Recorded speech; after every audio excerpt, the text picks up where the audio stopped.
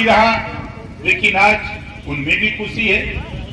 इन सारी चीजों को जब मैंने देखा तो विरोधियों को लगा कि अब तो मंत्री भी बन गया, एमएलसी भी बना दिया, अब नंबर सांसद का आया है। हमने आपके बीच में जगह जगह कहा था कि 2024 में महाराजा सुहेल देव जी का साफा दिल्ली की पंचायत में पहुंचा करके मानूंगा। तो लोग विरोधियों को बुरा लगता था कि खाली बोलबे कराना, लेकिन अब वो टाइम आ गया। दिल्ली से एक सीट हमको मिली लोकसभा का।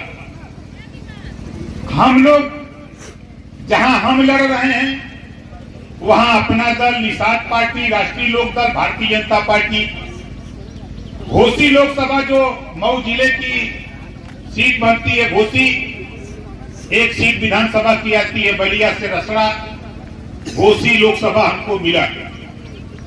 अब विरोधी प्रचार क्या कर रहा है? अब हमारा वहां चुनाव चिन्ह छड़ी है, विरोधी कह रहा है इन्हें तो वोटवा न देंगे कोई। अब मैं जब घोसी में घूमता हूं और वहां देखता हूं तो देश के प्रधानमंत्री माननीय नरेंद्र मोदी जी, देश के गृह मंत्री माननीय अमित शाह जी, उत्तर प्रदेश के मुख्यमंत्री योगी आदित्यनाथ जी और देश के भारतीय जनता पार्टी सरकार के राष्ट्रीय अध्यक्ष भारतीय जनता पार्टी के माननीय जेपी नड्डा जी, इन चारों लोगों की निगाह अगर उत्तर प्रदेश में कहीं है तो घोसी सीट को जितवाकर डॉक्टर अरविंद राजभर को दिल्ली की पंचायत में भेजने की पूरी पार्टी लगी है। भाई प्रदेश अध्यक्ष भाजपा के भूपेंद्र चौधरी जी लगे, उनकी पूरी टीम लगी है हमको जिताने के लिए। तो हमारा भी कर्तव्य बनता है ना। हमने भी मन बनाया, हम लोगों ने भी मीटिंग की, हम लोगों ने भी कहा कि उत्तर प्रदेश ही नहीं पूरे देश में 543 लोकसभा की सीट है। 543 सीटों पर जहां जहां हमारे लोग हैं, सभी लोग जहां अपना दल चुनाव लड़ रहा है वहां अपना दल के प्रत्याशी को, जो भी सिंबल उनका है, जो निषाद पार्टी के प्रत्याशी लड़ रहे हैं उनको, और जो राष्ट्रीय लोकदल के प्रत्याशी और भारतीय जनता पार्टी, सबको जो जहां लड़ रहा है उसके चुनाव चिन्ह पर, उसके निशान पर हमको आपको वोट देना है। क्यों देना है?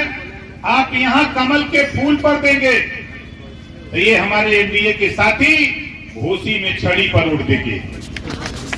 सोच लो विरोधी क्या कहेगा, हिया वोट देगा तो हुआ का होई। उनसे कह दिया कि जब हिया दे तो हुआ मिली ही। बोला सही कहती गलत कहते? विरोधी लोगों का तो इस समय जबान बंद, काहे बदे बंद हो? आप लोग देखले हो बात, जब आजमगढ़ में देश के प्रधानमंत्री जी आए थे तो मंच पर सबसे ज्यादा अगर टाइम उन्होंने दिया, बात किया तो ओम प्रकाश राजभर से बात किया। बोलो सही है कि गलत है? आपने टीवी, अखबार, सोशल मीडिया में देखा। कल मैं मेरठ में था, दिल्ली के पास। कल कार्यक्रम प्रधानमंत्री जी का मुख्यमंत्री जी के साथ कल मेरठ में कार्यक्रम था। कल भी मंच पर जब प्रधानमंत्री जी सभी नेताओं से मिल रहे थे तो सबसे ज्यादा समय मिलने का अगर किसी को दिया तो ओम प्रकाश राजभर को दिया। अब विरोधिया कहत हूं कि यार का पियौले है कि प्रधानमंत्री जी घूमत घूमत ही राजा भर किए आवल। बहुत परेशान है, हम कुछ दिए नहीं है। ये आपकी ताकत जो कल तक दिखाई नहीं देती थी देश के नेताओं को, आज तेरी ताकत प्रिंट मीडिया, इलेक्ट्रॉनिक मीडिया और टीवी, अखबारों के माध्यम से पूरे देश में दिखाई दे रही है। यही तेरी ताकत। और आज आप बताओ 22वां साल चालू है, ओम प्रकाश राजभर सदन से लेकर सड़क तक जो लड़ाई हम लड़ते हैं, विधानसभा के अंदर जब हम बोलते हैं तो बोलो सही बोलते हैं कि गलत बोलते हैं? कितने लोग लड़ाई से संतुष्ट हो? हमारे जरा हाथ उठाओ, सही हो ना? देखो हम आपकी लड़ाई के लिए निकले हैं, हमारा मकसद नहीं। बहुत से विरोधी साथी कहते हैं कि ये कर मतलब। अब बतावा अगर हम जीत के न गए हुई, हम विधानसभा में बोल पाई? ही नहीं देतन कोनो। जब वहां जाके बोला तो तो उनके पिराता विरोधी के। अब बतावा जो मामला हो अनुसूचित जनजाति में शामिल करे तो भर राजभर जाति कहो। ये मामला सदन के अंदर लड़ाई हुई कि पोखरी में हुई? सदन के अंदर हुई ना। कुछ बकचोद हुआ सा, हमने के बकचोद कहिला, इन्होंने के ज्ञान ना हो कि कानून विधानसभा के अंदर और लोकसभा के अंदर बनता है। आई विरोधी पार्टी वाले भड़कावल न कहल का, अरे ऐसा ही बोला ला। इन्होंने के पता ना बा माननीय मुख्यमंत्री योगी आदित्यनाथ जी से मिलकर 17 जिले का सर्वे कराया। सर्वे रिपोर्ट आ गई। शोध संस्थान उत्तर प्रदेश उस पे शोध हो रहा है। जो फाइनल शोध आ जाता है वो रिपोर्ट दिल्ली जाएगी। जब दिल्ली जाएगी तो लोकसभा में कोई बोला वाला चाहिए कि नहीं चाहिए? बोलिए। सही बक्चोदवन के पता ही नहीं है कि दिल्ली भेजल जा किधर भेजल जा। इन्होंने जैसे खाली झंडा लेके हसैन हुसैन करो वैसे छोटा सा ओम प्रकाश राजभर करे। अरे ओम प्रकाश राजभर बनने के लिए भगवान राम की तरह 14 साल तपस्या करना पड़ेगा, तब तुम ओम प्रकाश राजभर बन सकते हो। नहीं आप बताओ। और आगे लाइन, ये रोहनिया विधानसभा का कोई गांव, कोई पूर्वा बताओ जिस गांव में हम न गए हो। कोई गांव बता दो। उत्तर प्रदेश का कोई गांव, वो पूर्वांचल का कोई गांव बता दो जहां मैंने गया हूं। इस नाते गया हूं कि आपको राजनीति सिखा रहा हूं। राजनीति सीखो और राजनीति करना सीखो। इसी राजनीति के बदौलत बाबा साहब डॉक्टर अम्बेडकर जी ने जो हमको आपको पावर दिया है वोट का, इसी वोट के दम पे हमको आपको शिक्षा, हमको आपको स्वास्थ्य, हमको आपको रोजगार, नौकरी, हमके आपको अपने बच्चों को बेहतरी के लिए हम इसी वोट के दम पर हासिल कर सकते हैं। इसी बात का एहसास हम कराते हैं। तो विरोधी कहते हैं तो वोटवे बेच देगा। कुछ विरोधी कहना ही वोटवे बेच देगा। हम ये विरोधी से पूछीला कि कहो भैया, ये देश में कौनो ऐसा दुकान हो जहां वोट बिचाला? आप लोग बतावा कत्तो हो बनारस में दुकान? पूरे देश में हम खोज डाले, कत्तो ऐसा दुकान मान लो कि जहां लेकर के वोटवा बेच दे।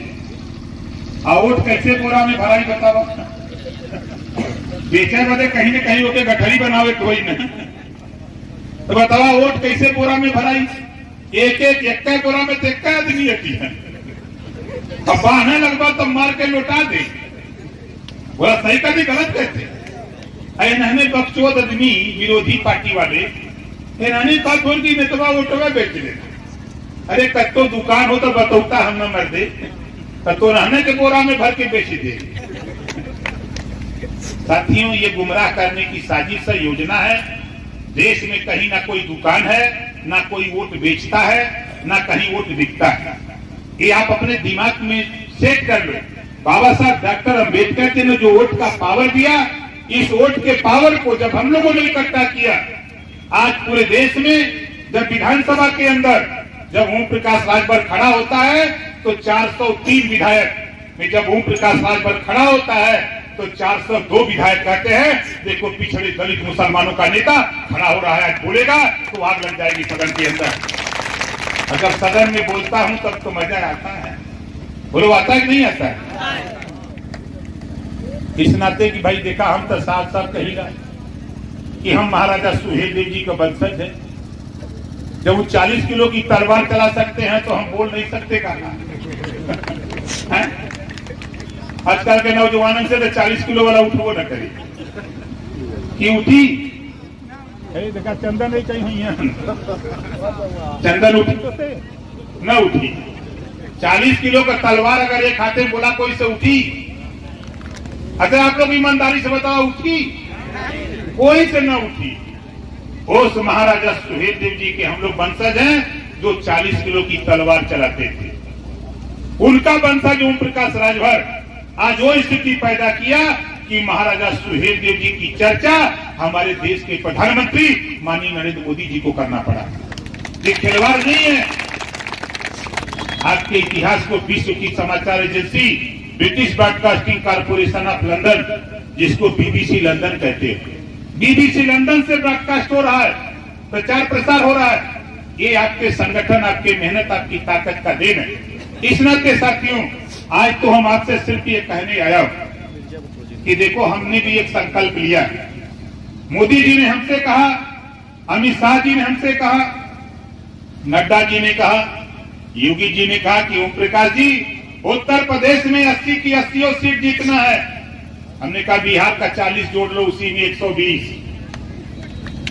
प्रधानमंत्री जी ने कहा कि आगे हमके 4 जून को जब टीवी पर रिजल्ट आएगा तो 4 जून को 400 पार एनडीए के सभी लोग मिलकर के जीत के दिखाएंगे। और हमारी मंशा है कि देश के प्रधानमंत्री बनारस से लड़ रहे हैं। हमरो घर बनारस से है, खौदा हम ना फतेहपुर। अच्छा बताओ, खौदा फतेहपुर के जाना ला कुछ लोग ना, कोई हमरो घर, हम वही बनारस है। बनारस का ना हो कितना तगड़ा बोली था। पूरे बनारस के लोगों का सम्मान आज हम मेरठ में बोलते हैं तो लोग कहते हैं बनारसिया। कहीं बनारस वाला, हम कह कि बनारस तक का समझे बनारस वाला ने, अभी तू ना समझ रहा। तो साथी, हम बनारस के लोगों, खासतौर से वाराणसी संसदीय क्षेत्र के लोगों से हम निवेदन करना चाहूंगा। हमारी मंशा है कि 543 लोकसभा सीटों का चुनाव हो रहा है। 4 तारीख को जब रिजल्ट आवे तो सबसे ज्यादा वोट से देश में कोई चुनाव जीते तो माननीय नरेंद्र मोदी जी चुनाव जीते।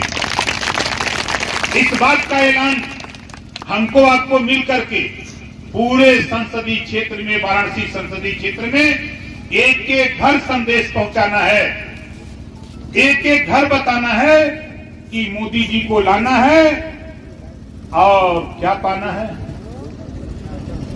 किसान सम्मान निधि बीच में बिचौलिया नहीं, सीधे आपके खाते में। किसान सम्मान निधि सीधे आपके खाते में।